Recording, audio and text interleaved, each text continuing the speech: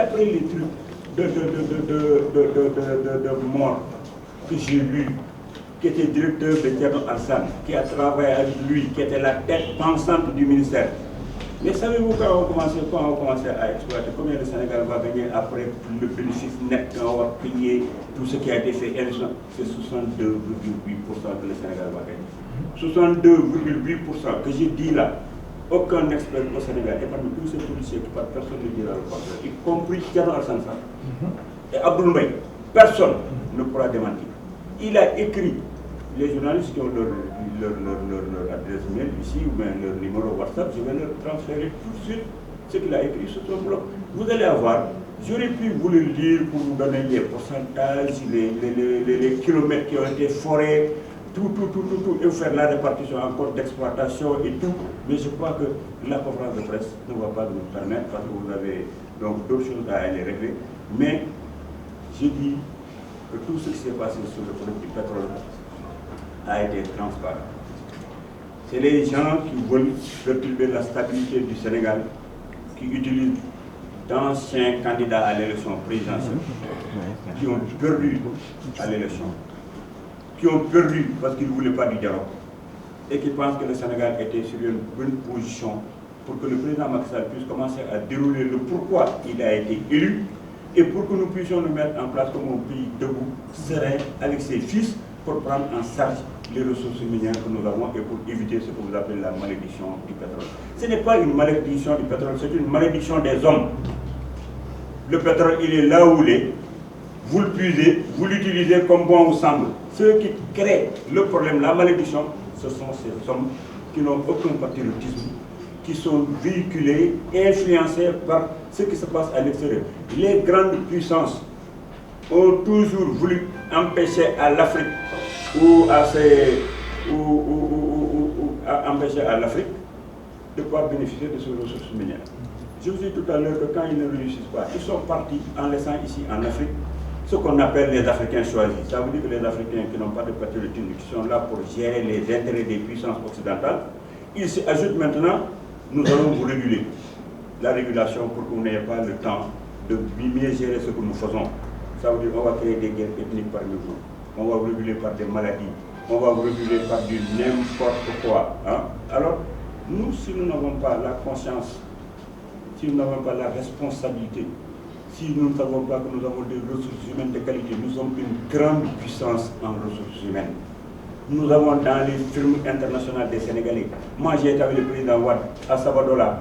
Nous étions venus pour voir le premier lingot d'or qui sortait. L'ingénieur qui était là-bas, on l'a regardé. Le président Wade l'a regardé, il a dit, mais toi là, tu es de quelle nationalité? Il a dit, je suis sénégalais. Il a dit, mais tu comprends Wolof? Il dit, oui. Il dit, pourquoi tu nous parles anglais? Voilà ce que vous faites. Hein? Le gars là, c'était lui qui était le patron de cette filiale qui sortait l'or, et c'est un Sénégalais qui est chez nous. Aujourd'hui donc, nous avons les ressources humaines, les capitaux tournent autour de nous, nous pouvons prendre en charge la gestion de nos ressources humaines. C'est pourquoi ces puissances-là veulent nous distraire. Alors, si nous acceptons d'être distraits, on va se mettre à la place de l'obélisque chaque fois.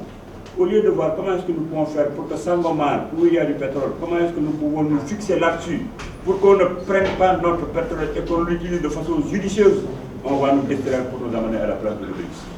Aujourd'hui, au lieu que nous nous mettions ensemble pour dire que, oui, le président Macky Sall, il a 5 ans, il ne subit plus de pression d'opinion. Il avait fait des promesses. Qu'est-ce que nous allons faire pour qu'il puisse répondre aux attentes des Sénégalais? Mettre la pression sur lui pour que tout ce qu'il avait pris comme engagement, qu'il puisse le respecter. On est en train de le retarder, de le freiner. Parce que regardez, depuis que le président Macky Sall a fait sa prestation de serment, depuis qu'il a lancé le dialogue, le pays est à l'arrêt. Personne ne bouge. On ne parle plus de rien, on est sur des plateaux, de petits experts, des gens qui ne savent rien, à qui on fait des promesses, d'autres qui doivent rendre l'ascenseur parce qu'on les avait financés quand ils se présentaient à l'élection présidentielle, vont essayer d'hypothéquer l'intérêt général. Nous, en tout cas, la coalition Adiana, nous ne l'accepterons pas. Nous parlons quand il le faudra et nous nous documenterons pour dire des choses que les gens ne pourront pas enlever parce que nous sommes pour la gestion de l'intérêt général au détriment des intérêts particuliers. C'est quelque chose que nous répétons jour et nuit et nous sommes là pour fertiliser la réflexion, pour pousser à ce que le Sénégal soit un pays debout, pour que nous puissions vivre dans la fraternité, dans la cohésion et dans la sauvegarde de nos différentes institutions. je parle de la justice, je parle de l'Assemblée nationale, je parle de l'exécutif. Et là, le président Macky Sall, je salue ce qu'il a fait.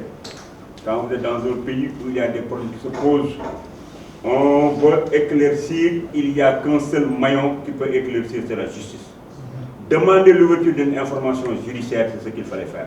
Et maintenant, laissez la justice faire son travail et vous concentrer sur le dialogue et sur le bilan, réaliser ce que les Sénégalais ont vu en vous pour vous élire. Maintenant, les Sénégalais qui veulent manifester, mettre la pression sur la justice pour que le droit soit dit, ont la liberté de l'exercer et je les encourage. Mais ce que je ne voudrais pas et ce que nous n'accepterons pas, nous, coalition Adiara, c'est qu'on puisse terminer l'image de marque du Sénégal, montrer que nous sommes une république bananière, sans institution, nous le refusons. Faire de telle sorte que le Sénégal soit une nation qui se divise, qui s'entretue, on le refuse. Nous ne voulons pas aussi qu'il y ait une démocratie de l'argent et qu'on perturbe la quiétude et la sécurité et ce qui avait fait du Sénégal une grande nation, notre position de leadership. C'est ça que nous refusons. Évitons l'amalgame. Il n'y a pas d'amalgame, il n'y a pas de milliards qui sont sortis parce que les contrats, on les donnait. Aucune compagnie qui fait de l'exploitation, que ce soit en Arabie Saoudite ou partout ailleurs, n'est payée et nous donne de l'argent. Parce que vous pouvez perdre des milliards. Et quand vous trouvez, vous êtes sous contrôle, vous partagez, vous payez des impôts, il y a des clés de répartition et tout. Et puis, une petite précision pour Franck Timis. Les gens donnent l'impression que Franck Timis a créé sa société après la signature du décret par le président Macky Sall. C'est parce que c'est des gens qui comprennent. Au Sénégal, au début, quand vous venez, vous créez une société unipersonnelle. C'est physique que vous pouvez créer une société. Lorsque vous venez Tchernologue, on me donne tout de suite un contrat. À mon nom, Tchernologue. Mais pour que je puisse commencer à exercer, il faut que je crée une société de droit sénégalais et dans laquelle société il y a Petrosen. C'est pourquoi après ils ont créé le société là pour mettre Petrosen et commencer maintenant à aller faire de l'exploration. Mais au début c'était des formalités de contrat à une personne et ça c'est les textes qui le permettaient unipersonnel. On a dit unipersonnel, c'est une personne. Une personne. Après maintenant vous créez une société de droit sénégalais où vous mettez Petrosen. Là aussi c'est vous signaler les amalgames que les gens sont en train de faire pour raconter du n'importe quoi. L'IGE en juin était en mission. Le président a signé, l'IGE n'avait pas encore bouclé son rapport. Maintenant, encore d'élite comme l'IGE, qui a vu son rapport qui se trouve à travers la presse, nécessite d'être vérifié et de voir d'où ça vient. Parce que moi, je n'ai aucun reproche. J'ai beaucoup de respect à ces fonctionnaires de haut rang que sont les fonctionnaires de l'IGE. Autant je respecte la police, je respecte la magistrature, je respecte ce corps d'élite qui est l'IGE. Nos corps de contrôle sont des corps de contrôle qui sont enviés et respectés de partout. Et les Sénégalais, les pays limitrophes, viennent ici puiser dans nos réservoirs pour aller mettre les mécanismes au même titre que le Sénégal. Il ne faudrait pas qu'on se permette de salir l'IGE.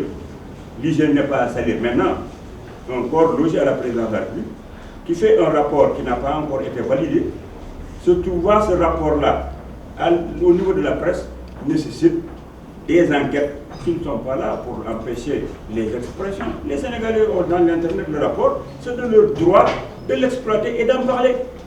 Mais il faut savoir d'où est-ce que ça vient pour qu'on puisse sécuriser ce qui se passe au niveau de la présidence de la République pour que ça ne se reproduise pas.